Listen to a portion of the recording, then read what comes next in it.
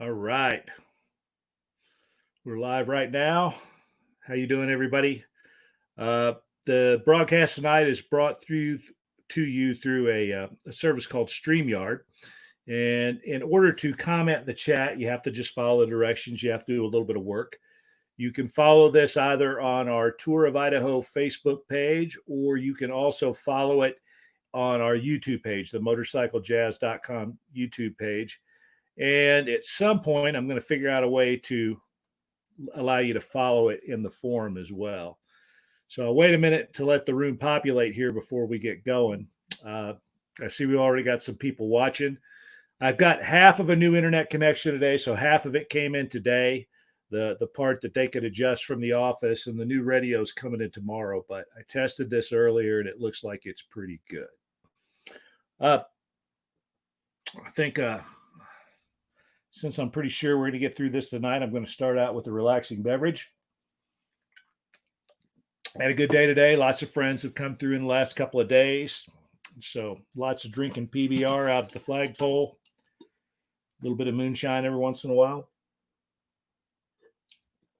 Oh, man, that's good. This is the time of year when, Idaho becomes the place to ride because it's cooler here than it is a lot of places. The snow's off the trail. So it's a good time of year to live here. Right now, there's probably a dozen vehicles parked out in my yard, and I like it. I like when people that I know stop by. The best feature of my life has always been the people that I know, and that's a lot of you. I've made overwhelmingly friends in this community, climbing friends, motorcycle friends, musician friends. This is a time of year when a lot of folks like that stop by, and we have a lot of fun. And I've actually gotten to do something that's a little rare for me this year, and that's ride my motorcycle some the last few days. Those of you who know me well or follow me a little bit in social media know that I'm way overdue for hip surgery. So I have to have my right hip needs to be completely replaced. And they're doing a robot. They go in, they map your hip. It's really high tech. The robot goes in, does all the work, and they're giving me the special sports model, which they claim is good for 35 years. And I was going to try to put that off until November, but this riding season's kind of sunk pretty much anyway because it really hurts. I mean, it's a few weeks ago, I was out riding with Mike Evans and Brian DeLinge, and I fell off my motorcycle, and Mike had to help me back on because I could barely lift my right leg up. So, and then I have to have kidney surgery in a couple of weeks. It turns out I have a kidney stone that I didn't know anything about that's about the size of a golf ball. It's huge. So that's in mid-July, and I had planned on having the hip surgery in November. I wanted to try to get completely through the riding season, but my hip's pretty trashed. I am going to, however, make sure that it doesn't occur until after tour season's over. And the reason for that is we've had poor luck getting search and rescue teams. The few times we've had to go find riders, if it's not one of us coming to get you, it's going to be a search and rescue team, and we haven't had very good luck with that. So me coming on one leg is better than most search and rescue teams that I know. And I'm not saying that in any way to disparage people who volunteer for search and rescue teams. Those are volunteers. They're doing valuable work, but most of them don't ride single track trails. And even if they can get to you, they don't really know how to get you out. So what we do is specialized enough that it's probably got to be one of us coming in to get you if you get dinged in the wrong spot. So I'm probably going to put it off until after tour season's over, but I'm going to call tomorrow and talk to my surgeon and see if he wants to move it up till the end of September sometime. And that way I know I'll have plenty of time to recover and be good to go for next year. But it's been fun to ride the last couple of days. It hurts like hell, but it's fun to get out and ride a little bit. And had some friends stop by today and some more friends that stopped by to ride. And so I was able to go out afternoons the last couple of days and actually get in probably 50 miles between the 2 days. Some pretty nice trail. I had a good time. It was a lot of fun. I want to try to do a little bit more of that before I go in a couple of weeks and get my kidney fixed. So looks like we got a bunch of people in the room now. We can kind of get to what I want to talk about today. I don't have a format that'll last an hour tonight. I'm going to address just some general topics. So if you have any questions, I can already see people that are commenting here. I'm looking at the at a chat stream here. And if you comment on either the YouTube page or the Facebook page, I'll have to see it in the chat thing here. So if you have any questions, go ahead and type them in, and I'll take the time to answer any question that I can tonight. But let me just go down the list of things that I kind of wanted to talk about. We have a bunch of teams that have pre-run day one so far. A lot of them, all of you know about. Some of them you don't. Some of them are known only to me, and there are probably people that I don't know about that have pre-run day one. Now, a lot of people have pre-run parts of it, but I'm talking about the people that have come all the way from Malad, gone down to the Utah border, and made it all the way to Pocatello. And there's been about 5 teams that have done that. And I think that's nothing but a good trend. It gives you an idea of whether or not it's worth your time to take the 2 weeks off that you need to spend all the money to book all the accommodations, because you're going to know a lot after you do that. But, and this is something that's important, you don't know everything. So, how do you evaluate that information from day one? If you were able to ride day one and you made it all the way from Malad down to the border up to Pocatello, and you did it in 10 to 15 hours, which is kind of the range that I'm seeing, you're in pretty good shape. I would say that probably your odds of success are very good. They're certainly much better than they would be if you got here in, say, 20 hours, or you had a lot of navigational mistakes. And I'm seeing a lot of really clean navigation too, and that makes me feel good. That is an indication to me that most teams are taking the navigation pretty seriously. And the conversations that I've had with folks that I've been able to meet here, they've all been good. I think most people have taken navigation seriously, and they're taking their prep seriously. So all that's good. But there's good lessons and bad lessons to be learned from your day one pre-ride. I haven't seen anybody that showed up here that looked to me like they felt like doing calisthenics when they got off their bike at the flagpole.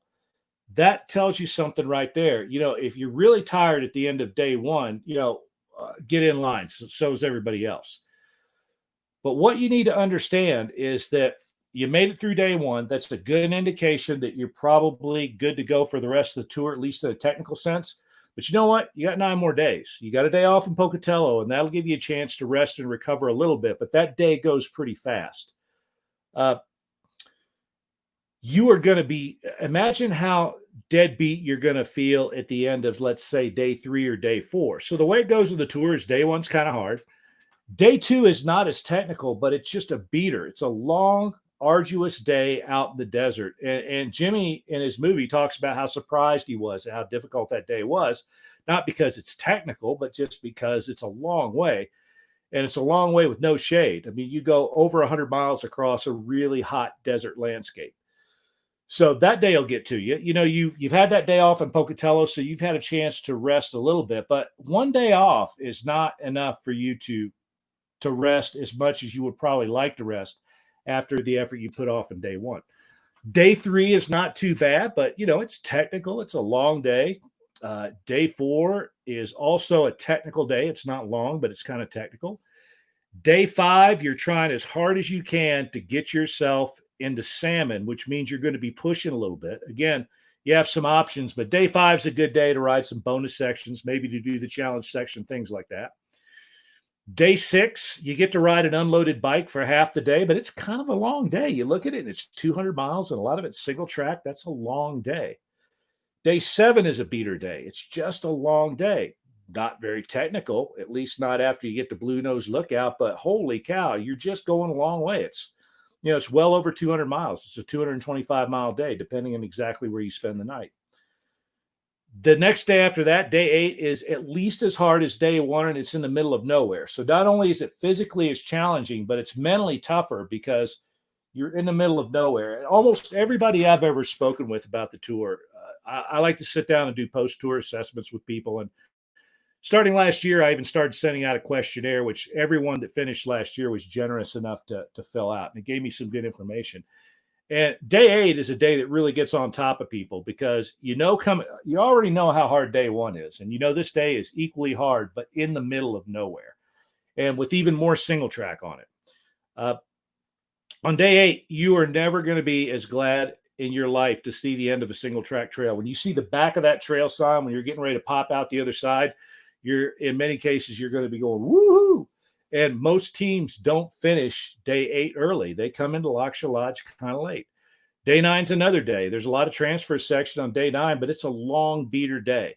And that's the reason we don't make day 10 hard at all. By the time you get to Wallace, I just want you to finish. I would absolutely not be able to sleep nights if I did something to somebody in day 10. If I put something in their trail that was too hard, or if my judgment was what caused you not to make it through day 10. Day 10 is a transfer section with some easy single track in it, and that's the way it's going to stay as long as I have anything to say about it. So the good news is, for those of you who have or are planning on pre-running day 1, good for you, but just make sure you take away good information. Finishing day 1 in a reasonable amount of time is certainly a good indicator that you have a good opportunity to finish the tour, but it's not a guarantee. I have talked to a couple of people that, their navigation prep had sort of ended after day 1. They really hadn't done anything else. They knew they were planning on pre-running day 1, so they did all the nav prep for that. Well, time's getting pretty short. And if you're spending all of the time that you really need to spend to do this navigation prep, to make it easy, to make it something that's automatic when you get there, you really need to have pretty much worked your way through that by now. If you're just starting on that now, it's not impossible, but it's an uphill climb. You've clearly got your work cut out for you. You talk to teams in the past. I'm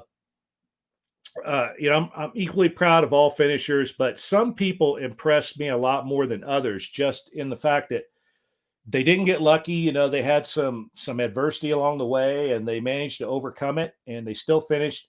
And when I look at those teams, the thing that ties them all together is their preparation was just impeccable. Last year, Kerry Barton's team, the Holy Rollers, that was probably the most well-prepared team that ever showed up to do the Tour of Idaho. They asked really good questions. I got 2 or 3 questions from them a week for the year leading up to the tour. Those questions were all good questions. They never asked a question that I wasn't delighted to answer, because it indicated to me that they had read the material, they thought about it. And so when they showed up and stuff happened to them, they were on the 3-person route, which is the hardest one. Things went wrong. They were able to get past all that. They had some navigation issues, but they figured all that stuff out. They got it done. And that's not an accident. That's effort. That's preparation that went into it. And all of you can be the same way this year, but you do that right now. If you wait till you show up here, it's a little bit too late for any of that. So that's the way I would evaluate by day 1 pre-ride if it were me. Most of the teams that have come through, I don't see any problems. I'm happy that you did it. It looks to me like you got what you needed out of it. But there's always 1 or 2 people that, I'm talking to them, and I get the idea that they don't really understand it. Just because you finished day 1, it's not automatic you're going to finish even anything else. There are plenty of things that can go wrong. Again, this doesn't have anything to do with your brilliance as a motorcycle rider. This has to do a lot with stick-to-itiveness. It has to do with preparation. And there is a fair dollop of luck that's involved in this whole thing too. If the weather turns really crappy and it snows a foot on you way up north somewhere, you're probably knackered. I don't know very many people that can get past that. So there's all kinds of things that go into it, but I'm a big believer that bad luck follows its own nose to the grave. And the other side of that is that the better prepared you are, the more you set yourself up to be able to take advantage of opportunities for success. And I don't think I'm wrong about that at all. Team rolled through the other day, head east out of Louisville, a couple of real nice guys. I enjoyed talking with them quite a bit, and they spent some time here, and we went through a lot of things. They sent me a track today. A lot of the folks that have pre-run have sent me their tracks, which I invited everybody to do. I monitored PLBs if you told me that you were doing it. In 1 or 2 cases, I made public the fact that these folks are out in the route today. Go find their PLB link in the calendar or in the forum, and you can follow them as well. We had one team that had a little issue with their PLB, and this dry run helped them sort that out, that they won't have the same problem when they show up. Tracks generally look pretty good. I've seen some weird stuff in some of the tracks, but that's the kind of thing that happens when you're not really familiar with your GPS and you're trying to set the whole thing up. But I've seen a lot of really clean tracks, and clean track doesn't mean there were no mistakes in it. When I see a track that's got no mistakes in it, I actually start getting a little bit suspicious. That makes me want to go in and dive into that track a little bit deeper and look at time codes, on some of the track points. A really clean track to me is when you just send me the file, the raw file. I can see there have been no alterations. You haven't stitched a bunch of things together, but I can see the mistakes that you made. Everybody's going to blow past a turn every once in a while. And this hasn't happened in a few years, but in years past, you would absolutely not believe the number of people who would send me a track that was exactly what I had posted up on the internet back in the days when I used to make tracks available. Write down the mistakes that I put in the original track just to see if somebody would do that. And I'm not seeing that this year. I see people blow past turns, everybody blows past. I see where you stopped for a minute and pulled off the side of the trail. The resolution of these things is that good. And I'm seeing a ton of that. So everybody that has submitted to me so far, that's done the whole thing, that's submitted to me a set of tracks for evaluation, I'm saying you're good to go. If you could do that for 9 days in a row, you got the navigation knocked, there'll be no trouble verifying your tour. That's that. Once again, the submission of that track, and I think I give you 72 hours after your tour is over, is a just absolutely a requirement that I can't bend on. I can't bend on it because in the past we've told people that couldn't provide that. There's nothing I can do for you. We can get past almost anything else, but if you can't give me a track, there's nothing I can do. Look, I've dinged friends of mine for that. There are people that have gotten really mad at me who are close to me that I liked a lot, that I'd ridden a lot with. In the end, they found out they didn't have a track or there was something flawed with the track, and I didn't give them a jersey number either. Look, I didn't do it to you. You did it to yourself. We talk about this every year, how important it is that you have your act together when it comes to navigation. And you either have it together or you don't, but nobody can say you weren't warned. So I'm telling you one more time, you need to have that track to me. And I think I said 72 hours this year. A team already came to me and said, look, it's going to take us 4 days to drive back. Can we have more time? Probably not. Last few years, I've been a lot happier by just saying 72 hours. So what you're going to do, you can send the stuff on your cell phone if you need to. You can transfer the stuff, put it on the SD card in your phone and email it to me through your smartphone. Go to a library somewhere on your way back and do it. But I need to see those things within 72 hours. So you might need to build that into the end of your trip, a little time off somewhere where you know you'll have some time to do it.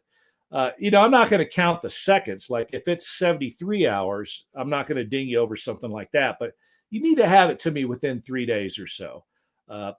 And after that, if there's a problem with it, we can talk about it a little bit. Look, I've given people that have submitted the tracks, there was something wrong with them. They weren't in the right format. I couldn't open the file or something like that. I'll work with you on that. I'm not going to dingus you over something like that, but I need to see something within 72 hours. And it makes me a lot happier if it just opens right up and I can look at it and I don't have to spend a lot of time stitching it together. You don't have all kinds of data in there that has nothing to do with the tour. It's nice and clean. That just makes my life easier. And you're asking me, especially with 60 some odd people out on the tour this year, you're asking me to spend an awful lot of time going through these tracks. And the easier you make it for me, the better I feel about it. All right. Let's see what else. So 2020 people, you're in the final stretch here. You're getting your prep done. You're making adjustments. These folks that have pre-run the route, almost all of them said, we intend to go back and make some changes. Brilliant. Day one did exactly what it needed to do. There were people that said, yeah, we're going to bin half of this stuff. We thought we packed light, but we figured out that we really didn't. Brilliant. A team came through and said, God, we thought we had our suspension dialed. Were we wrong? Brilliant. All of that is why pre-running this thing is a good idea. And that's also why when you're actually out the tour, we give you an optional day off in Pocatello. You can sort all that stuff out. Jimmy and Heather were here today, and we talked about that a little bit. Jimmy thinks that day off is a really good idea for almost everybody for exactly that reason, because what we do is sufficiently different than anything else that you have probably done, that day off allows you to at least an opportunity to make the adjustments that you need to make that'll get you successfully through the rest of the tour. All right. So you 2020 folks, you're in the final stretch. We've kind of talked about you. I want to talk about you 2021 and beyond folks that are out there now. A lot of you joined the forum in the past few weeks. A lot of you have PM'd me and sent emails that say, yeah, I want to watch this for a while, but I'm thinking about a 2021 or 2022. Good for you. All of the teams in the past few years that have really, really blown me away with their prep did exactly that. They got in here, they watched it for a year to see how it works. And I'll tell you what, there is no better come to Jesus meeting than what happens here in the month or so that the Tour of Idaho is going on. Because for all of the talk, all the people running their mouth all over the web, when people are actually out in the course, you get to see how it actually works. And all of you are going to know, everybody kind of knows everybody after a while because there's some banner that goes back and forth on the Facebook page and the forum. So after a while, people kind of get a feel for what these teams are like that are out there. And I guarantee you preparation leads to success. It's not 100% because bad things can still happen to you that you couldn't have anticipated. But the more prepared you are, the better your odds are of succeeding in the Tour of Idaho. Preparation is just key. So those of you who are looking at a 2021 and beyond that are looking at this right now, again, you've done nothing but a smart thing. You're going to see it this year. You're going to see the things that people did that were successful and the things that people did that were unsuccessful. The other thing you're going to find out is that going into the Tour of Idaho, everybody in the world knows two things: their own name and how to do the Tour of Idaho better than everybody that's already done it. But the ones that finish don't feel that way anymore. Among Tour veterans, there's wide agreement on the way it works and the best way to prepare. It's like once you have gone through the process, you have an epiphany. And that epiphany usually occurs about halfway through it. So when you're still out there, you're going, oh my gosh, now I know why all these people tried to tell me to do this. It'll make a lot more sense when you're out in the trail. And again, you D1 pre-runners, you haven't been on it long enough to get all of that. You have an idea of what's to come, but you still can't wrap your mind around all of it. And as long as you understand that, you're in pretty good shape. So 2021 and beyond, folks, welcome to all of you. We'll look forward to having you with us this year as we watch these folks that are out on the route. Again, this is Dakar for poor people. All right, I'm looking at some comments here right now. Ralph, how you doing? Jeff is there. William Buckingham's there. A lot of this comes up as anonymous Facebook user, depending on how you went through the process. Am I coming through loud and clear? No buffering. I'm monitoring this, and it looks pretty good to me. And it looks like there's a ton of people out there, so welcome, everybody. I think we're near the end of our technical difficulties, and with the new twice as fast connection next week, I think we should be rocking and rolling. Again, Jimmy and Heather were here today, and we actually have talked about doing sort of a PBR Monday and then maybe even a Taco Tuesday from here if I can get my my internet connectivity issues solved. For you 2021 and beyond, folks, let me tell you the single best thing you could do to set yourself up for success. I don't care how good you can ride a motorcycle. Go see Jimmy Lewis. Spend the $700 and go to his school for 2 days. I guarantee that guy knows more about how to ride a motorcycle than anybody I've ever met. Look, I used to work for motorcycle magazines, and one of the things that I did was I went to a lot of schools and I wrote articles about them. I evaluated them all. I've been to Freddie Spencer School. I've been to all these schools, road, dirt, you name it. I've been to all of them. I liked a lot of these guys. A lot of them are ex-racers, and this is their sort of post-race career, and they sort of, they trade their fame as a racer, and a lot of people want to spend time with people like that. I totally get that. I spent 3 days with Freddie Spencer once, and that guy is just a hoot. And riding on the back of his VFR, doing 180, going around the circuit at Vegas is somewhat scintillating. Let's just put it that way. But not all these people are good at teaching. You don't absorb wisdom by osmosis in most cases. It has to be taught. It has to be taught to you in a series of steps that are digestible to the average person. And in terms of motorcycle stuff, Jimmy's thought about this more than anybody I know. He, Heather, and their whole crew down there have got this thing knocked. So you 2021 and beyond, folks, you go sign up for Jimmy Lewis's 2-day course. That will do more to help you than any other thing that you could possibly do to do the Tour of Idaho. The guy has just got it knocked. A lot of people that are hot shit riders, they go down there and they take the course and they go, well, God, man, he just made us do these really simple exercises for 2 days.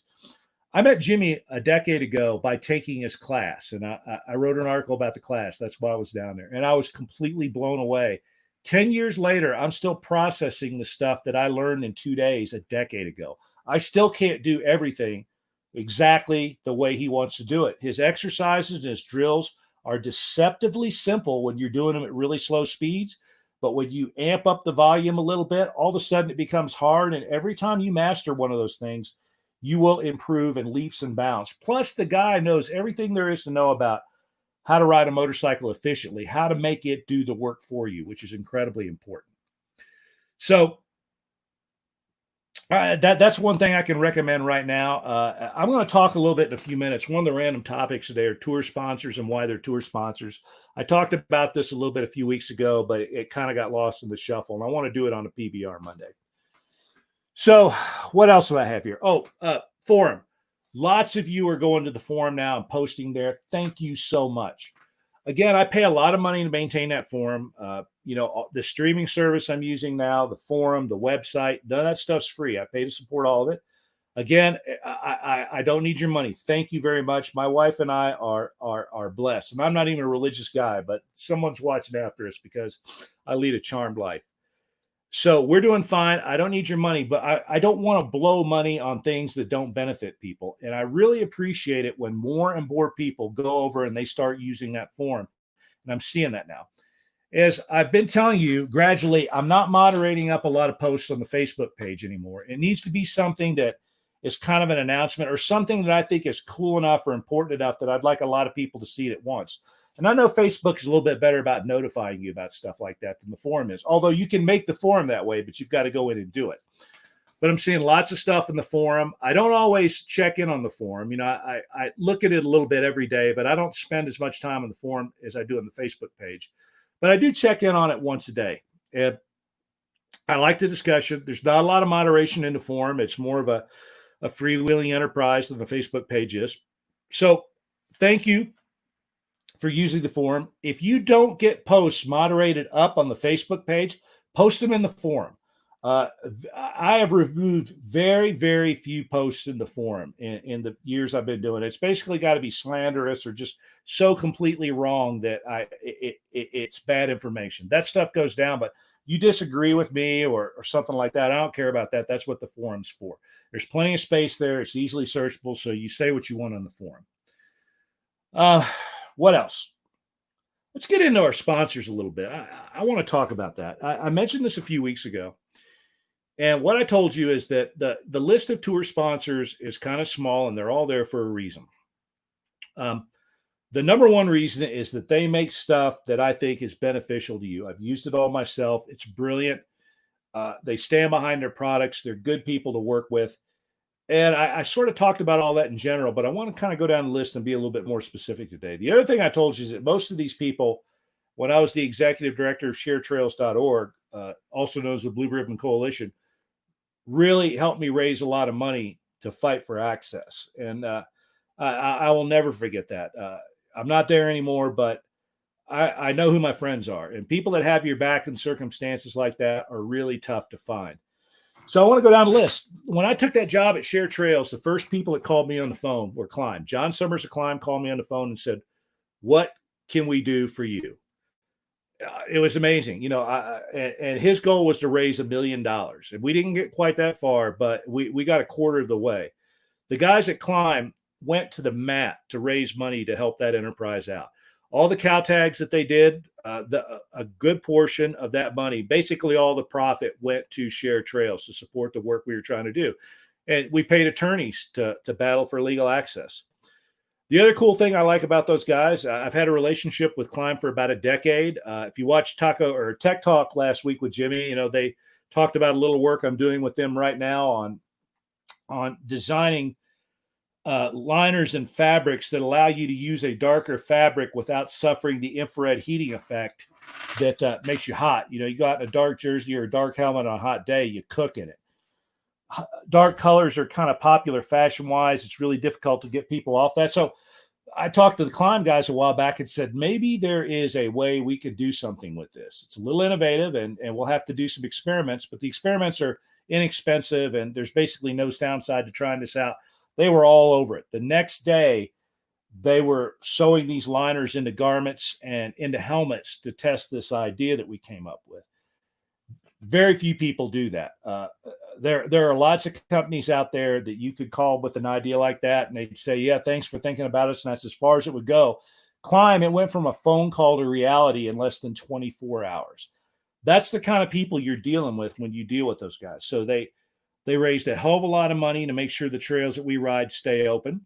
They support athletes, and they support not just like hot racers. They support a lot of people. They support friends of mine that saw trail. They take care of people in all kinds of ways. Those are good people. They make killer stuff. Nobody's perfect. Everybody has had a garment or something that didn't live up to expectations, but as a line, their stuff is brilliant. And that company is populated by people that give a shit. Um, I like that a lot. They're friends of mine, and I think the world of all those guys. Now, are there other people out there that make good stuff? There sure are.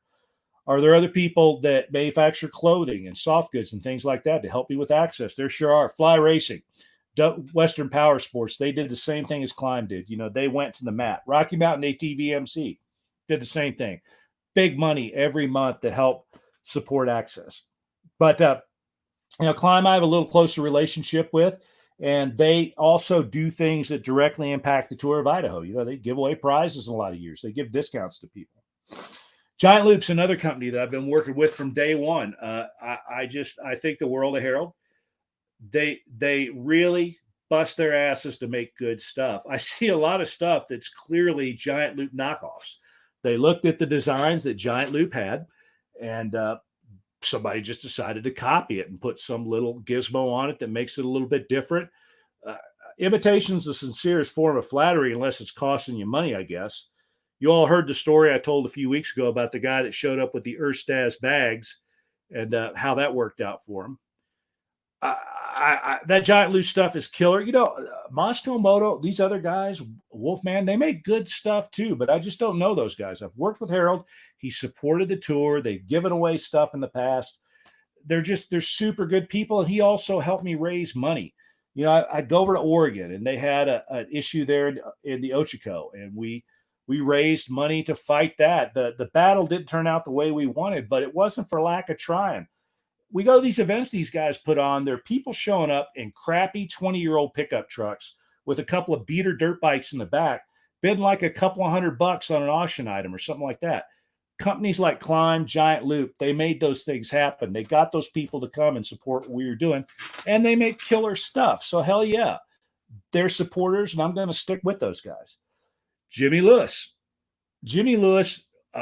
was the guy that basically put me on the Share Trails thing. He helped me raise a hell of a lot of money. He showed up to every event that I ever put on when I was there as kind of the hot racer guy. He brought in a lot of people to events that wanted to meet him. He's smart. He understands the issues pretty well. The guy helped me out for years and years. So not only did he help me out with the Tour of Idaho, something that was personal to me, but he helped out this whole effort at Share Trails. Again, we raised a ton of money in the 3 years I was there. We didn't always win the cases that we went after, but you know what? Lawyers charge a lot of money. $500 an hour gets eaten up pretty quick when you're fighting these legal battles. And the enviros go out and they raise $1 million, $2, $3 million to fight these issues. Our side's lucky if we can raise $1 million. And that's over a several year period. But these guys went to the mat. So not only are they selling you a product or a service that I and many others think is a good product or service, but you know what? They had skin in the game when it came to defending access for trails. These guys also all go out and saw and maintain trails and stuff like that. They're like the best citizens in the world. Hell yeah, I'm going to spend my money with them. Trail Tech, another company that helped me out a lot. I think their stuff is great. They're another company that's responsive. If you call them up and talk to them about things, they listen. Whenever I would go to an event anywhere, Trail Tech would always donate raffle items. They'd always send people over to my little, I typically have some little bitty tiny booth, which is the only thing a nonprofit can afford. Those guys would have a big booth and they'd have my banners up. Sometimes they asked me to come and sit with them. They did everything in the world to help the access effort when they were there. Everything they could possibly do, and they make killer stuff. So again, that's a company that I'm going to support forever. Those guys might have to pay me to make me go away. Conflict Motorsports, Alex Martins. Another guy, I've been at Share Trails for about a week. He calls me up on the phone and says, what can I do to help? You have no idea how that feels when you're in that position. When you're in a position like that, you have the weight of the world on your shoulders. Everybody's looking at you like you have all the answers. And you know what? You don't have shit. You're trying to raise money. You're trying to pay the attorneys to fight these battles. Nobody knows what the outcome's going to be. You don't get a guarantee when you go to court. You may spend $100,000 on a legal case, and not only did you not win, so the money all got wasted, is the way a lot of people would look at that, but you end up getting a bad precedent if you were stupid about the lawsuits that you pursue. So on the one hand, you got all these guys that are, want to lob grenades at everybody. They're like, why don't you sue the hell out of these people? Well, we can't do that because we're likely to lose in this circuit. And if we lose, it sets a bad precedent. So the people that were rational, that would raise money knowing that it might not go for their pet project because that wasn't the best thing to get what we all want, those people are invaluable. And I'm going down the list of people that did things like that. Alex didn't say, yeah, I want you to fight battles that help me in Texas. I want you to fight battles that help me everywhere. Tugger, same way. Tugger's a small company here in northern Utah. Those guys don't have a lot of money, but they always offered up something. So hell yeah, Tugger straps. Don't show up here with anything that doesn't look like a Tugger strap. If you got something else, it better be homemade. And then let's see, what's the final thing on my list here? Shoot. There's one more company. Let me pull it up. I'm having a senior moment here.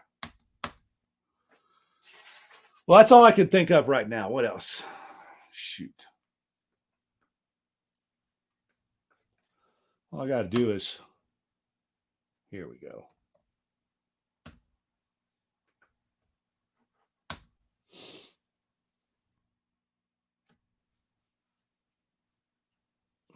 Well, it'll occur to me in a few minutes. I had all that stuff pulled up a while ago, and I forgot what it is. There was one more company on the list. You can go and look at all the companies, and their banners are all on. Hold on here. Let me see what we got here. Double Take Beers. Oh, holy cow. I'm glad I didn't forget that. Ned Cease the same way. Ned's kind of running his own deal down in Colorado right now. And I think the guy's one of the brightest guys out there. You get these guys like Ned and Jimmy. You think of them as just motorcycle guys. Those guys are smart guys. They understand these legal issues. They get skin in the game. They get yelled at and fussed at just as much as I did for trying to do the right thing. And they're trying to speak truth to ignorance in many cases. They're trying to tell you, these are the battles we can win. These are the battles that we cannot. So you look down that list of sponsors. That's the reason why I'm so loyal to those guys. That's the reason I push them so much. All those people make impeccable products, but they went beyond that in that they went to the mat for all of us when we were trying to raise money to keep access open. Right now, we all have it pretty good. The Trump administration, regardless of how you feel about them, you're not seeing too many riding areas closed down these days because the word is you're not going to limit access. That is absolutely the word that's come down from D.C. But you know what? The Trump administration is not going to last forever. It may not last beyond next year. That's the way it's looking right now. You don't think when the Democrats come back, the enviros are not going to come back full tilt boogie? They're not going to start this stuff over again? Our problems didn't end with the election of Donald Trump as the president of the United States. And again, regardless of how you feel about that guy, it'd be tough to argue against the fact that at least temporarily he's done some good things for us. So those battles are going to continue. I don't know how we're going to fight them. There doesn't seem to be much of a nationwide appetite for that now, but there's some ideas floating around. Riders Unite, a few other things that a lot of us have talked about, and we'll take that back up when the time comes. But all of these folks, again, in addition to making killer stuff, really helped me out a lot when I needed their help, and I'm forever grateful for that. And I may be a lot of things, but a poor friend I'm not. And I think that when people go to bat for you, you got to have their back. And I'll be absolutely transparent in my motives. These people have my back, so I've got theirs too. All right, a couple of other things. Let's talk about a couple of items that will help everybody's tour of Idaho. Let's see. We've got some. Cascade Rescue, Kate's Real Food. Those are questions. Yep, Kate is a sponsor. I'm sorry. I forgot about that. Cascade Rescue's not really a sponsor, but uh, the guy is really doing us a solid. He's making that stuff and selling it pretty cheap. He's not making any money off of it. I don't have his logo or his banners or anything up there just because we've never talked about a sponsorship arrangement. Again, I'm not suggesting these are the only people in motorcycle world that you should do any business with. Uh, but I'm telling you why I like these people so much and why when you come and tell me, no, that climb shit's no good, this stuff's better. That's likely to invoke a conversation. It is extremely unlikely that you'll be happy at the end of that conversation. But that's actually happened, by the way. I've actually had somebody stand drinking one of my PBRs, sitting in one of my climb chairs, tell me why climb is no good. So I will look forward to that conversation if you bring it this year. But let's talk about a couple of other things. Light colors. If you saw that Tech Talk last Tuesday that Jimmy did, they made mention there that I'm working with Climb on a way to make dark colors a little bit better for you in terms of temperature. There's a technical article on motorcyclejazz.com that any of you can access. It's in the text section. It goes into a little bit about why the darker colors are bad. I see guys that show up every year and they look like ninjas. They're in black head to toe. Well, you're going to be hotter than you need to be if that's you.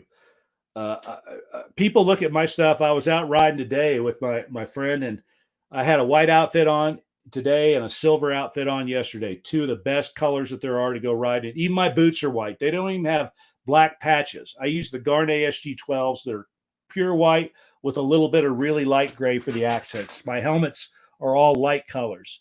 My gloves are gray.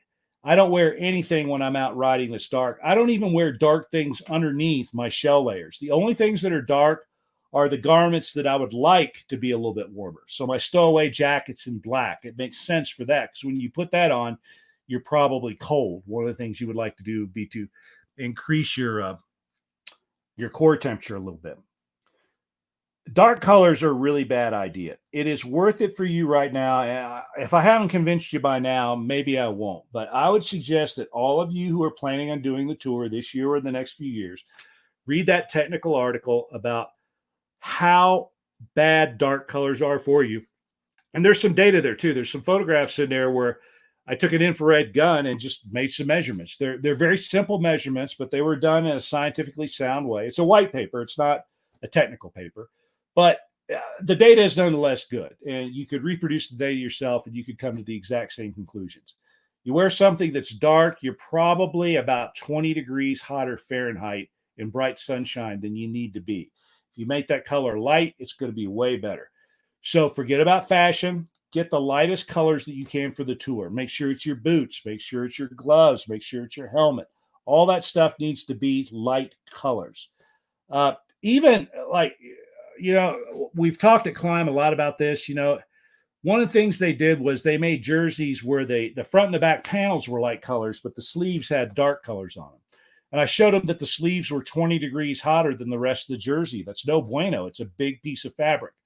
So all that stuff is in the process of being worked through. Again, it's not the companies. The companies understand all this stuff. They get it. All these companies have access to people who know what I know, and they tell them basically the same things. This is going to be a lot hotter. But it's getting the consumer to accept that's the issue. And seeing the number of guys I see come through in the Tour of Idaho that are dressed in black from head to toe, I get it. I mean, I wasn't able to convince them, so Climb's got an uphill battle. So you're not going to see everything in light colors right away, but what you are going to see, at least with Climb in the next few years, is there will be at least one light color option for things like all their helmets, all of their 3-season jerseys, all of that stuff. Anything that's not in snow will probably have a light color option available for it. And then the final thing I want to go through tonight, and I'll just take questions after this. Efficient riding. When I was a kid and I was climbing a lot, one of the guys I rode with today, a buddy of mine that has a background real similar to mine, he did a lot of alpine climbing. He's done some really steep skiing in Alaska. And his steep skiing experience exceeds mine, but my climbing experience exceeds him. And we both talked about how all that stuff changed as we got older. When I was 25 years old and young and really strong and, not all dingus up yet, I didn't care about being efficient. I cared about just powering up things. And I can remember as a climber, my footwork was so poor. People would laugh at me. They go, dude, you look like a snail dragging your feet up behind you. Then I hit 30 and all of a sudden, you start slowing down a little bit. And I had to learn to be more efficient. And that's when I developed footwork. And I actually became a better climber right around the time I turned 30, because all of a sudden I couldn't rely on just pure strength and power to overcome things anymore. I had to be a little smarter. My technique had to be better. And motorcycle riding has evolved along roughly the same path for me. I first started riding motorcycles about 20 years ago. Started riding them in earnest about 15 years ago, or dirt bikes, I should say. I've been riding road bikes forever. I started riding dirt bikes, a little bit in the early 2000s, but around 2005, around the time of the first tour of Idaho, is when I really started riding them seriously. I met Jimmy pretty soon after that, and that was the thing that really bootstrapped me up. After I took his class, my interest changed quite a bit, and my confidence grew a lot. But as I have grown older, and this happens to everybody, you got to learn how to be a little bit smarter about the way you do things, because you don't have the strength, you don't have the agility, the flexibility, the endurance to do things the way you used to do. But if you look at the roster of finishers of the Tour of Idaho, guys that are about my age and kind of my experience, they're well represented in that roster of finishers. Why is that? Well, one of the reasons is those people are all half smart. They have gone through this process where they've learned to be efficient and smart in everything they do. I've got a buddy, Jeff Jensen, finished last year. Jeff may even be watching tonight. I don't know. He clears a lot of trail. The guy's a brilliant rider. He's just strong as hell. He's about my age, a little older than I am, actually. He's got a bum hip just like I do. And the guy rides brilliantly, and it's because he is one of the most efficient people on a motorcycle you could imagine. It's like watching water flow downhill or something. He's got everything just dialed.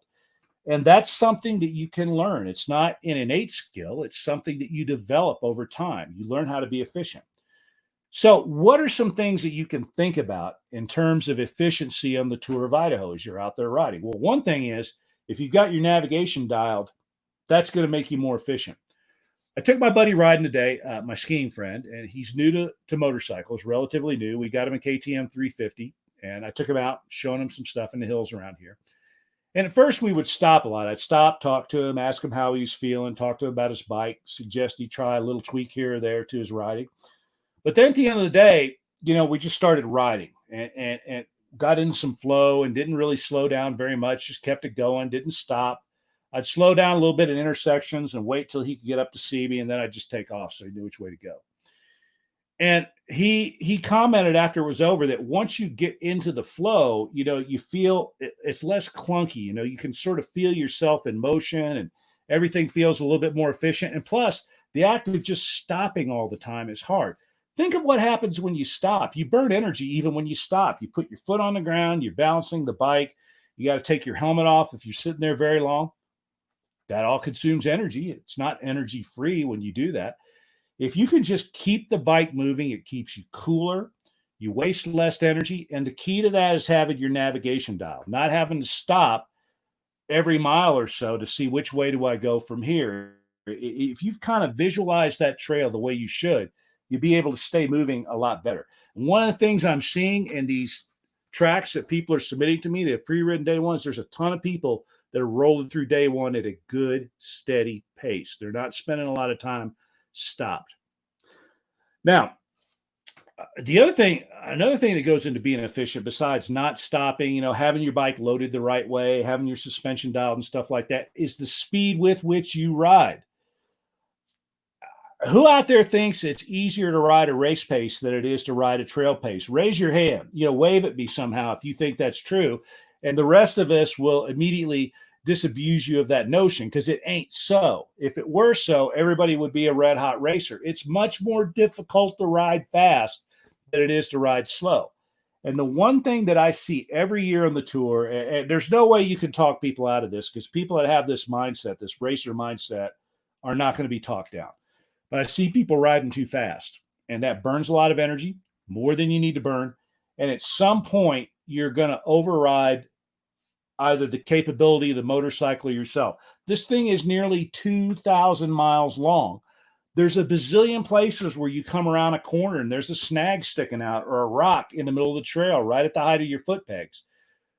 The more times you have to react strongly to that, you got to grab a big handful of brake, or the more time you're just like, wow, wow, wow, wow.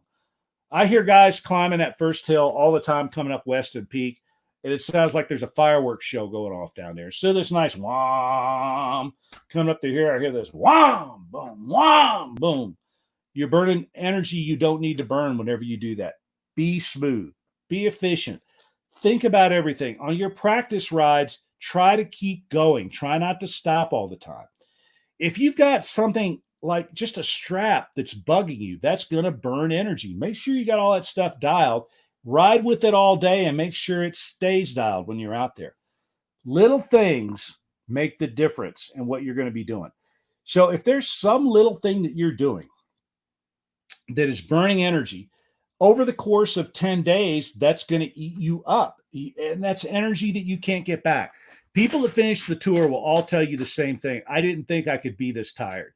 You're absolutely wasted by the time you get to Wallace. And that last day, again, there aren't very many people that have done a full tour that complain too much about the last day by the time they get there. And when they do, I think they're faking most of it. I think most people are pretty glad just to have a nice, relaxed last day. There have been people of all levels of skill that have shown up to do this. There have been a wide range of skills and abilities represented among the finishers. The one thing everybody probably agrees on is, oh, God, it beat the crap out of us. We were dead tired by the time we got to Wallace. The more efficient you are, the more you get to push back on that. So if there's one thing you can do between now and the time you set out, besides dial your navigation down, which feeds into this, is I would practice being as efficient as I can. Look, I even thought a lot about how best to get on and off my bike when I'm on the tour. Generally, I do what everybody else does. I stand on the ground, throw a leg up over the fender. But you know what? That actually takes a lot of energy. So when I'm out riding the tour, what I always do is put the kickstand down, stand on the peg, because it's just a little bit, less energy. Are you going to wank your kickstand doing that? Yeah, but that's going to be the least of your worries. Buy a Trail Tech stand, and you can push that back quite a bit. They're pretty well built. All right, so we have gotten through almost an hour tonight, and next week we're going to have even a better internet connection. I'm seeing some questions here, so I'm going to go down the list. William Buckingham, would you use a tactical shirt from Climb even though it's black? I'm wearing a white jersey. William, great question. No, I would not. I have a tactical shirt. I like it a lot. I wore it today underneath a white jersey, but I've measured it. The dark color, to the extent that a certain amount of sunlight penetrates that jersey, it'll absorb it, and it gets really hot. As I mentioned when I was talking about my rig last week, I wear very, very, very little armor on the tour. Take it easy when you get to the transfer sections. Don't be doing 80 going down the transfer sections. Ride a reasonable speed. There's a couple places where you got to do 65. You're actually riding down a road, but just take it as easy as you can. But on the trails, your average speed is 10, 15 miles an hour down most of these trails. That's another reason for not riding a race pace. So what I've done the past few years is I've adopted a system where I have a little D3O that I put in the elbows of my jersey, and in Climb Dakar pants, there's actually a little pocket for it most years. So I just take a little D3O, and I have elbow pads and knee pads. I don't use hip pads. Chad Hunter had that question, I think, a couple days ago. He posted it somewhere. You can use D3O for that, and I think it works pretty well. But I do not.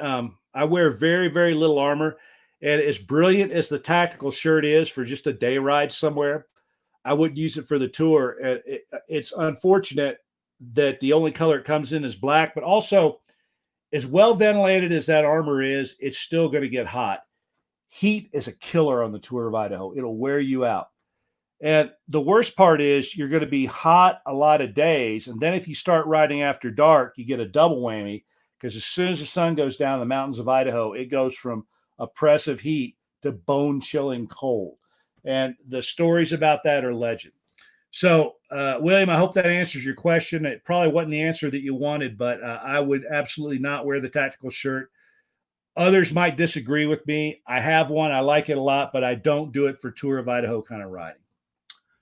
Let's see what else I got here, question-wise.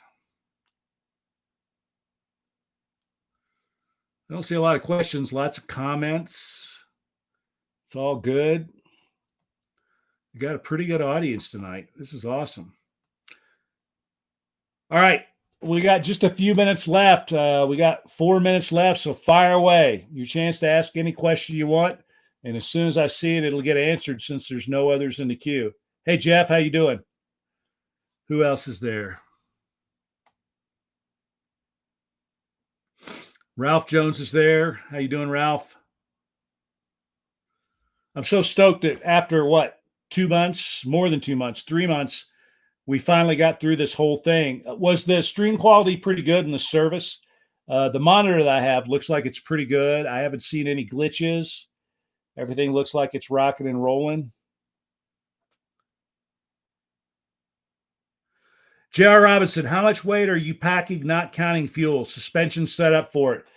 The last time I did a tour, I think I measured everything, and not counting water and not counting fuel, it was around 35 pounds, I think, between 35 and 40. I'd have to go back and get into that.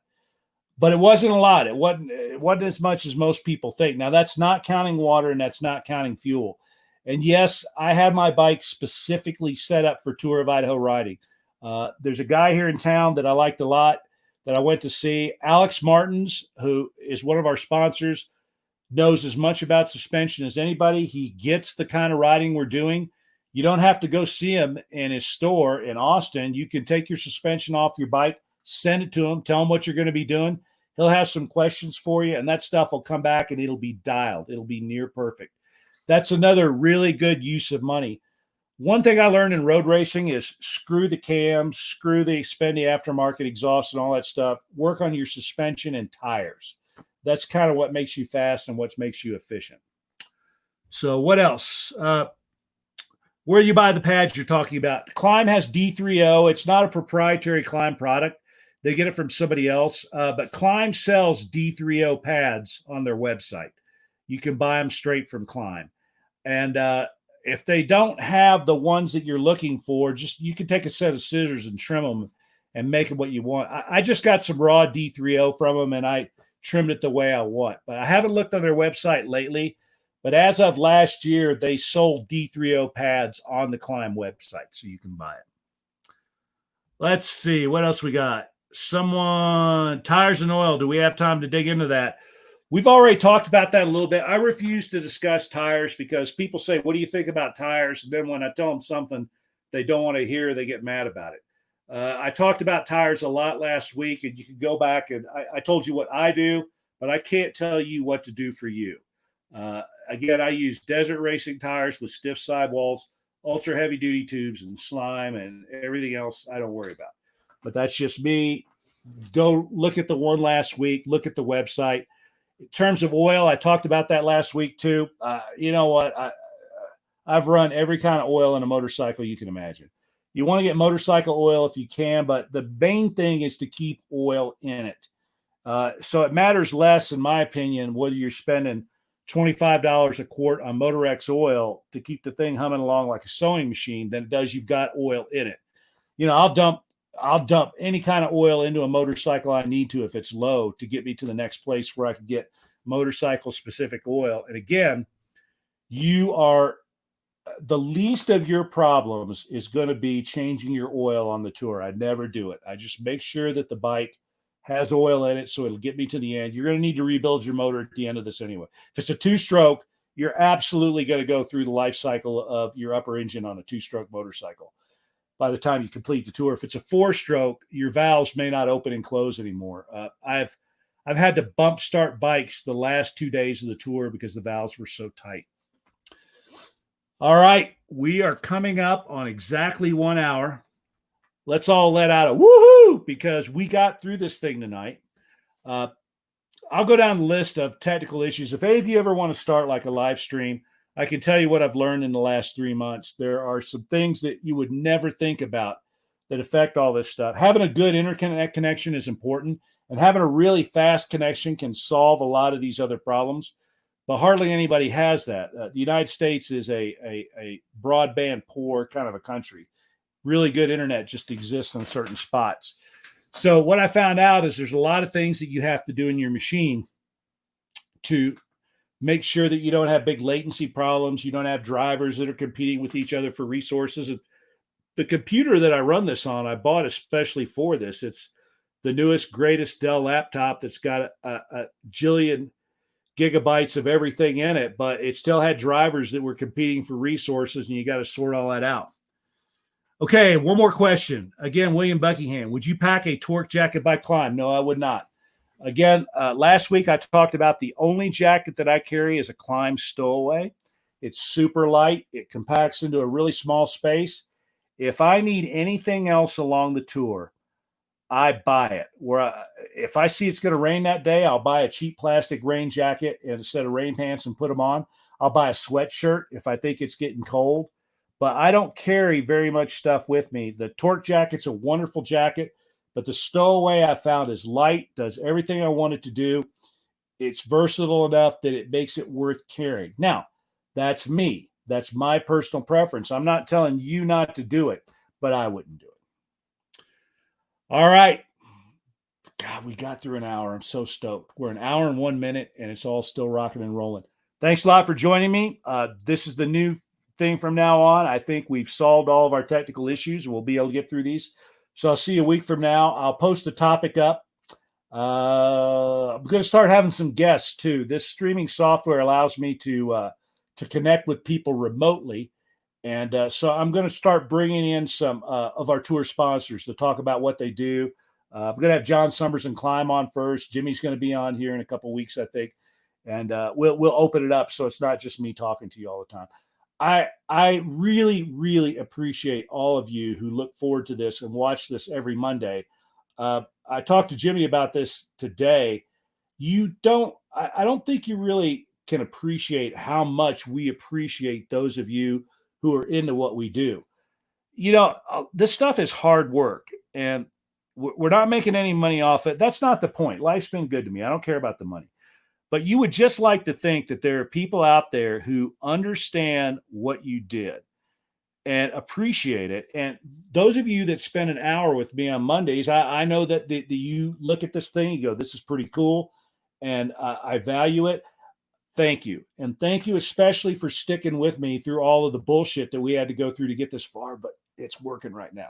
So I'll see you guys in a week. Ciao. If you're going to pre-run this week, be sure to let me know so I can be waiting for you at the flagpole. See y'all.